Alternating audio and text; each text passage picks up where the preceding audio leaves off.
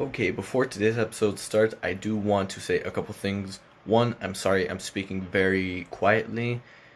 This is kind of something my parents don't know about just yet. They know I had an idea, but they don't know that I'm doing it, and I don't want to speak too loud as drag too much attention towards myself. So, one, apologize for the quietness. Two, I do want to apologize for the terrible quality. I'm doing everything, I mean everything on my phone, and there's only so much power it can take. So, sorry about that. Without further ado, enjoy. Hello, my embarrassment of pandas. This is Panda Propaganda. I am your host, Christian Valencia, and welcome to episode 1/episode 13 of Panda Propaganda. I'll explain why I said that in just a little bit. I originally had this episode planned for March 7th, 2021. However, on that day, I decided to take a break from the podcast for a week and really decide where I wanted to take this, where I was going to put it. And now I'm recording it, so this episode might be a little longer than the other ones, solely because I do want to get to these articles. I think they're interesting and we should talk about it. Tom Brady rookie card sells for a lot of money. I won't tell you how much it sold for just yet. Lil Nas X drags 6ix9ine over homophobic comments. The Sinnoh remakes are announced to be released on Nintendo Switch. I think that made sense. Coming to America, the sequel is released on Amazon Prime. Robert Pattinson's Batman actually looks pretty good. Today we revisit Eminem and Elton John's Grammy performance back in 2001, and the Grammys were today. The Street Fighter movie was absolutely terrible, and how I'm prepping for literally any apocalypse. Now, before we get into the articles, let's talk about this podcast and where it's going to go. So, Sunday through Wednesday is when I plan on releasing the episodes.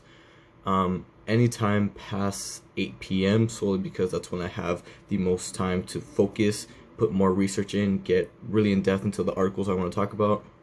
I know that's late, but if you listen to it the morning after, you get caught up on the news that happened yesterday, all of it. So I apologize if that's very late, but that's what works for me. I hope that works for you.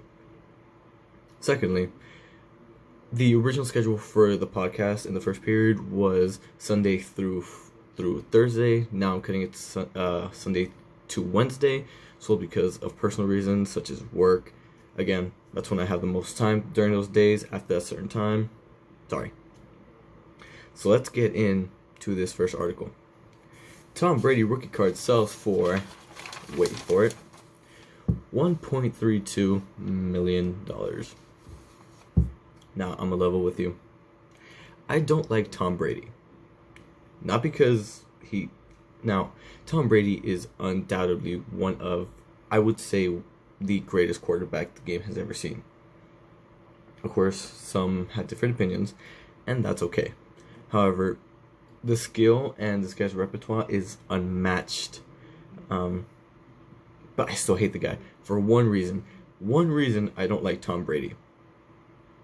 And that's because the Patriots, led by Tom Brady in 2018, knocked the Chargers out of the playoffs. I had just gotten back into football a year prior, and the Chargers performed horribly. I had waited for them to actually perform up to the standards, up to their potential, and they made it to the playoffs with a decent season, winning season. And I believe it was in the second round, the Patriots just wiped them clean. It wasn't a scoreless game on behalf of the Chargers. It was just too easy. So Tom Brady's skill really showed that game, and I don't like the guy ever since. Now, getting back into the article, Tom Brady's rookie card sold on PWCC Marketplace. It's an internet auction house for trading cards, so Pokemon, football, baseball, you name it, they sell it. It sold for $1.32 million. The card itself was a 2000 Playoff Contenders Champion ticket, graded an 8 out of 10, with Tom Brady's signature, and that signature was graded a 10 out of 10. It was purchased by James Park, who is notably, I had never heard of this guy, but after I read about it, he's notably one of the most zealous Tom Brady fans. He has all of his memorabilia, so the guy is, definitely a little creepy. This beats the previous record by $500,000. The previous record was accomplished in February of 2021, so literally a month ago. and was a Patrick Mahomes 2017 National Treasures, graded a 9 out of 10. That one sold for $861,000. Only 5 of them were ever made, which is why it was so rare. It didn't even have Pat Mahomes' signature on it. But 5 of them ever made, 9 out of 10, that thing's going to go for a lot of money. That card beat a previous record, which was also held by a Tom Brady card. That Tom Brady card sold for $555,988 in January 2021. So Tom Brady in January 2021, Pat Mahomes in February 2021, and Tom Brady took it back in 2021, March. So not only did Tom Brady dominate the Patriots, the Chiefs, my apologies, in the Super Bowl, he took his record back of the most valuable card, football trading card. This guy just can't seem to stay off the top. Second article we're going to talk about is Lil Nas X is dragging 6ix9ine over comments that he deemed homophobic. So if you don't know, the United States currently, China currently has a policy that anyone traveling into the country will be subject to anal swabbing for COVID. That sounds very uncomfortable, which is another reason I won't travel to China. But anyways, in an Instagram post, 6ix9ine commented, quote, Lil Nas X has joined the chat. Now, I gotta hand it to him, that was kind of funny, because it's not because he's gay, but he entered the chat.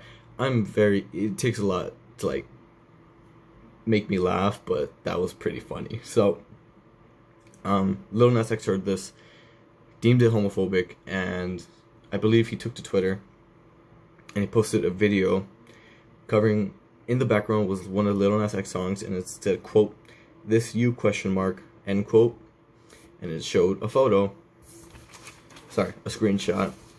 of 6ix9ine messaging Lil Nas X and said, quote, yo, gonna be in your city soon, what you doing, lol, question mark. Those are the writers we have in today's music, folks. But this got to 6ix9ine rather quickly. I think he responded a couple hours later, and he posted video, screen recording video, showing that he had never messaged Lil Nas X. Now, of course, Instagram allows you to delete messages, and it won't show that you did. So this can very well be him deleting the message and sort of, oh yeah, I didn't do it.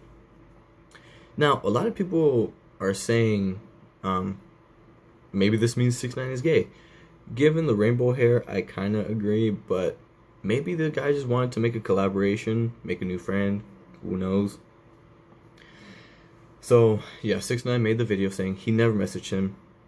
It's highly doubtful because, again, you can delete your messages and it won't show that you did. And as of this recording, Lil Nas X has yet to respond to 6ix9ine. And I'm very interested to see where that goes because, like, maybe that could have been a good song. Old Town Road was actually pretty good. I know people like to give it crap because it was a meme, but Old Town Road wasn't that bad. And I heard Panini wasn't that bad. I didn't really hear it, but who knows? Maybe 6ix9ine would have learned something from Lil Nas X. Third article we will be talking about is the Sinnoh remakes are announced to Nintendo Switch. Now, when Nintendo Switch was first released, for some reason I hated on it. I had no reason other than it was popular and I didn't have one because I didn't want one. And whenever someone would talk about them, I would say, oh, the Nintendo Switch is so stupid, yada yada yada, with no absolute reasoning behind it. Over time, I told myself, you know, I should really get one. I want to play Minecraft with my friends again because I sold my PS4. And I was considering getting one. I was maybe 50-50. And then, ladies and gentlemen, Pokemon Legends Arceus and Diamond and Pearl remakes were announced. Now, I remember playing Pokemon Platinum, the one that was released alongside Diamond and Pearl back in 2008, and I freaking loved it. This is more of an incentive because they aren't remaking Platinum, which kind of sucks because Giratina is my favorite legendary. Is my second favorite legendary from the Sinnoh region. This is definitely an incentive for me to buy a Nintendo Switch. solely because Legends Arceus. Arceus is up there with my favorite legendaries of all time. I even have this bad boy. Oh, it's backwards. It's a Shining Arceus, and I need to get a PSA graded because that baby is at least a 9. But Arceus is my favorite legendary, if not one of my favorite legendaries. And when I saw the trailer for Legends Arceus, I automatically told myself, save up the money. It's released next year in 2022 or later 2021. I'm saving up the money and buying it. I have the money to buy it now, so I might get it. I'll keep you guys updated. If you don't know the Sinnoh region was the 4th generation that Pokemon released. It brought the sort of conceptualization of Pokemon. It gave it that lore. It said Arceus was God. Dialga and Palkia were the creators of time and space, and Dialga was the devil. Supposedly, that's the correlation between real life and the games. And these games did very well, like every Pokemon game before the 5th generation, which is kind of when it started, like, or no, 6th generation, but like, sorry. The games did really well, and like their predecessors, Pokemon Ruby, Sapphire, Emerald, Heart Gold, Gold and Silver, Red, and Blue, these didn't get remakes for a while. They were released 13 years ago this year, and people kind of were curious as to why Red and Blue got remakes in Fire Red and Leaf Green. Gold and Silver got remakes in Heart Gold, Soul Silver, which, may I add, are some of the most expensive games I've ever seen. I think Heart Gold goes for maybe $250 for just the game. Excuse me. Ruby, Sapphire, and Emerald would eventually come back as remakes in just Omega Ruby and Alpha Sapphire. Again, it's usually the 3rd game that doesn't get a remake, which kind of sucks. And these went with remakes for a while. I believe it was 2017, 2018, where the Kanto region, Red and Blue, were remade again in Pokemon Let's Go Eevee and Pokemon Let's Go Pikachu. So the fandom was definitely upset that these games were kind of being pushed off to the side, as if no one really cared about it, but really we did. And now they're here, and I'm very excited. When the trailer was released, there was a lot of negative press because a lot of people didn't like the style that it was made in, which is chibi. A lot of people compared it to Legend of Zelda, Breath of the Wild, and personally, I can see the resemblance, but what people fail to understand is that this has always been the style of Pokemon games. Literally, ever since Pokemon Red and Blue. It's just been extremely pixelated, and of course, this is digital, it's always going to be pixelated, but the details finer, you can't really tell unless you really look at the screen. So, people fail to understand. Chibi has always been the style of Pokemon games. It's just now we're getting into the era where you can't really tell unless you break down the coding, or I don't know how that stuff works, but I think you get what I mean. But yes, I'm very excited to play Pokemon Legends Arceus. Oh my god. I'm gonna buy a Nintendo Switch, get Minecraft on it for sure. Pokemon Legends Arceus when it comes out, and maybe some other games depending on what's on there. And I will keep you guys updated on that. Second thing I want to talk about is the movie series Coming to America.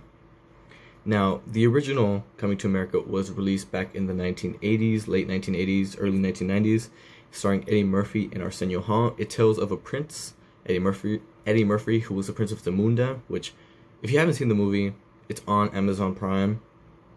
I believe it's free, so definitely go watch it. It's hilarious. It shows a bit of nudity, but you guys are grown up. You'll be fine. And it tells of how he is scheduled to marry this woman that his father chose, an arranged marriage. And kind of going off topic a little bit, I'm not in an arranged marriage, but my mom made like a promise with her friend that I would marry her daughter. It's kind of relevant to what I'm talking about. I've said too much. So he says, I don't want to do this. I'm going to go to America. And he picks New York. And he lands on Queens because he thinks, because he's supposed to be the king eventually, he's going to meet a queen. if anyone has been to New York, you know it's anything but that. It's like fools and stuff. Anyways, he goes there. The experience is nothing like what he's used to. But eventually he adapts and he meets this lady who... Excuse me. He meets a lady who is in a relationship, but he's madly in love with her. Eventually things go on, and I don't want to spoil the movie, but things work out for him in the end. And Coming to America is released this year in 2021. It was released on Amazon Prime March 1st. Again, I'm not going to spoil this movie, but I will give you the premise. The man, now a king, needs to have an heir. In a monarchy, that's usually how it works. A woman can't be ruler, she can't be a queen unless she's married to a king who actually calls all the shots. Now, this guy only has daughters. He has 3 of them. He's been trained the eldest daughter to become queen. Eventually, the neighboring country called Nextdoria, seriously, that's the name of the country, comes knocking and says,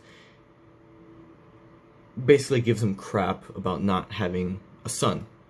Eventually he learns when he was in America the first time, he accidentally fornicated with another woman while he was intoxicated and made a son, who is the rightful heir to the throne. And this whole process plays out, yada yada yada. Go watch the movie, because I'm not going to spoil it here. I spoiled enough movies in my time. I remember I was in sports medicine class in high school once, and we were watching 127 Hours, which is a story of a man who got his arm caught in a rock. He has to cut it off, and he eventually makes it, and I just spoiled it again. See? Anyways, go watch the movie. Both of them, really funny. Highly recommend them. Third one I want to talk about is Cedric Diggory, Robert Pattinson's Batman. Yes, I did that on purpose. I wasn't going to memorize those 2 names of characters he's played before, but Robert Pattinson's Batman actually looks very, very interesting. I do like the atmosphere it gives off. Now, personally, my favorite Batman, as much as I hate to say it, will always be Christian Bale. Christian Bale, from what we know, is a huge douche canoe in real life. He's extremely difficult to work with, but you gotta give it to the guy. He is very talented when it comes to his ability to act. Now, I'm not just saying this because Heath Ledger sadly passed away, but Heath Ledger's Joker is literally my favorite Joker, and the Joker is my favorite villain. For maybe the same reasons that everyone else likes him. It's Bane, Mr. Freeze, or the Joker. And I think the Joker's portrayal in The Dark Knight really gave character to the villain we all love, the Dark Prince of Crime. Anyways. In Robert Pattinson's Batman, sorry, I'm getting excited, so I'm trying not to let it, In Robert Pattinson's Batman, we get a glimpse of how dark this Batman is. Now, of course, Batman has always been dark because the guy kicks people's asses for fun or for justice, and he saw his parents get murdered right in front of him. Talk about childhood trauma. Watching the trailer, maybe for the 3rd time, I still can't figure out who the villain is going to be. The riddles presume the Riddler, however the rhymes presume the Mad Hatter, the goons presume the Joker. It's a very complicated thing. There might be a couple things I'm missing that really give it away, but personally I can't tell who the villain is going to be. Hopefully it's the 3, because we don't really see much of the Mad Hatter or the Riddler. It's usually just the Joker and Bane in the 3rd Christopher Nolan trilogies. Or, sorry, the 3rd movie in the Christopher Nolan trilogy. Pardon. But I'm very excited to see Robert Pattinson's Batman and see where he takes it, because someone made a joke and he said this guy went from vampire to bat. He is moving up the ranks. He is. The next thing I want to talk about is we are going to revisit Eminem and Elton John's Grammy performance back in 2001. I was not even born yet. I was born a year later in 2002. so I couldn't watch this, but it's fine. Now, before we get to that, I do want to say the Grammys were today, and I saw maybe the first 3 performances, and I got bored, so I turned it off. I don't like the Grammys anymore because Eminem makes a really good point of this, but I thought about this before Eminem ever came out against it. What the hell are the Grammys nowadays? They give these spots to people who no one's ever heard of, and I get the Grammys are supposed to be like the accomplishment of musicians and whatnot, but recognizing the accomplishments of musicians and giving it to people no one's ever heard of and really disappointing the people who they came to see by not having them there is something completely different. The Weeknd had arguably one of the greatest albums this past year, and he wasn't even nominated for greatest or best album of the year, so he boycotted, and rightfully so. The guy performed at the damn Super Bowl, which his Super Bowl performance was freaking hilarious. Sorry. But, and Eminem says, yeah, I don't like the Grammys anymore, I talk crap about them all the time, yada yada yada. But I saw the first 3 performances, I can't get that freaking Harry Styles song out of my head. And my mom's always singing it, and I hate when people sing. And I just don't like Harry Styles in general. Billie Eilish, I don't really listen to her music. I think, I don't know what song she was performing, but it could have been a little more lighter. She could have sung a little louder, but, you know, to each their own. I don't even know who the third band that performed was. Hein or Heimlich? I don't fucking know. But that's my point. No one knows who the hell these people are, and yet we see them all the time. Well, not them specifically all the time. I mean, bands no one has ever heard of, artists no one has ever heard of. Maybe they're up and coming. Point is, Grammys are trash. Just saying. So Eminem and Elton John had a very, very controversial performance back in 2001. Now, they performed the song Stan, which is arguably Eminem's greatest song besides Till I Collapse and Lose Yourself. It's also his most recognizable song. Sorry. And if you listen to Eminem's old music and even some of his new music, he gay bashes a lot. A lot of people don't like that. And understandably, I don't really give a fuck. It's good music. Not because of what he's saying, but just overall rhythm, beat, etc. Elton John is gay, and he helped Eminem perform the song Stan. Now, many are asking, well, why would he ever do that? He's against the people. He's against his own people. Eminem was, in fact, a drug addict, and at one point, he had so many drugs in his system, he was about an hour away from dying. Yeah, that's scary. It's crazy to think we never could have had Kamikaze, Music to be Murdered By, Homicide. We never had any of those if he weren't clean. Elton John was Eminem's sponsor, because Elton John used to be a drug addict as well. A sponsor is someone who helps, is a recovered person who has not been addicted to drugs in a while, helping another person recover from drugs to do the same and proceed the chain. Elton John is Eminem's sponsor, or was. I don't know if he is anymore. But that's why he helped him perform, because he actually saved his life by convincing him to stop taking drugs. Who knew?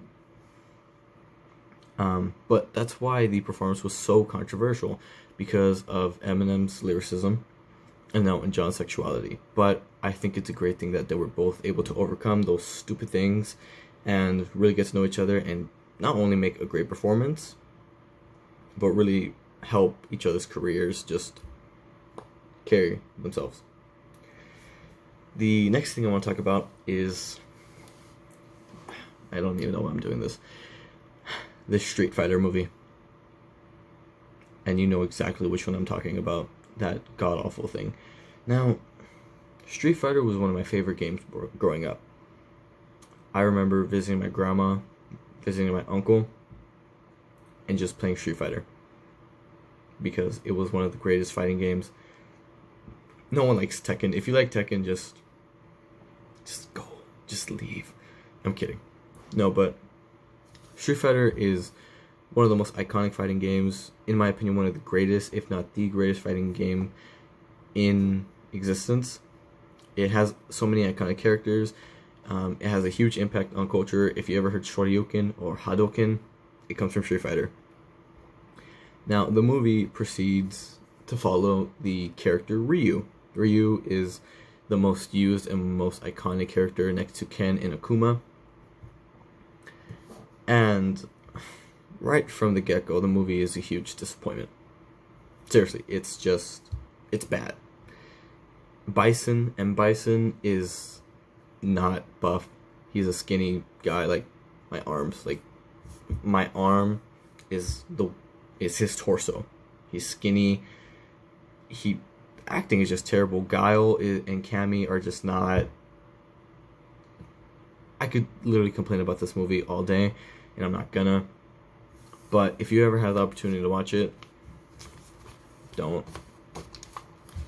You'll know which one I'm talking about. I think it's only 2 or 3. Last thing I want to talk about is prepping for an apocalypse. So, every now and then, my dumbass will fall down a rabbit hole of dark stuff.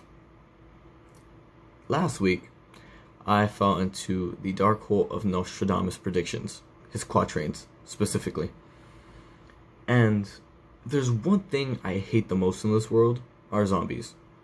I freaking hate zombies. Anyone who knows me knows I will, if they ask me who would you take, zombies or paranormal / like demons and stuff like that, I would happily take the demons. I was given this hypothetical question where someone asked me, if you were in a zombie apocalypse and there was a horde chasing you and you had to go into a haunted house for shelter or keep running, which one would you do?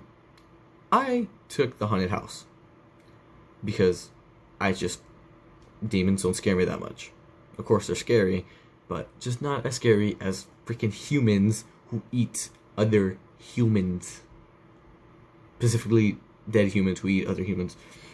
Anyways. And the conspiracy theory in me the conspiracy theorist in me came out, and he's like, dude, you gotta start, like, prepping. Because, like, he predicted them, Nostradamus predicted, because his quatrains were extremely vague, so they could have been applied to anything. He predicted, quote unquote, zombies in the year 2021. It's 2021! So, yeah. I decided I would start a stockpile. And I made it a goal that every time I get paid, I'm gonna spend a minimum of like $30 because I shop at the Dollar Tree, because like value, to just start stockpiling stuff. If you ever want to start a stockpile, this is what you're gonna need: 1 gallon per person of water, 1 gallon of water per person per day, roughly. Non-perishable / canned food, which is soup, tuna, veggies, any stuff like that. Non-prescription meds, just Advil, Tylenol, and Aleve. A utility knife. I got my good old Swiss Army knife right here. A toolbox, duct tape, bleach / soap / sanitizer. You'll never know when you have to wipe down a surface. If you ever get a new shelter, like if the zombies are chasing you, or like, hey, let's go over there, you gotta wipe shit down, you know. And preferably, this should all be stuff you can pack into a backpack and then dip with. So, yeah. Towels and blankets, toothpaste, toothbrushes, dog food if you have dogs. If you don't have dogs, you might be a little lucky. But I have dogs, so shout out. Spare clothes, first aid kits, flashlights and batteries, and any important documents just in case the government decides that they're actually useful for once. But that will complete today's episode, ladies and gentlemen. If you haven't already, go follow the Instagram _Panda Propaganda _ all lowercase, all one word. And I will see you tomorrow with a brand new episode. Take care now.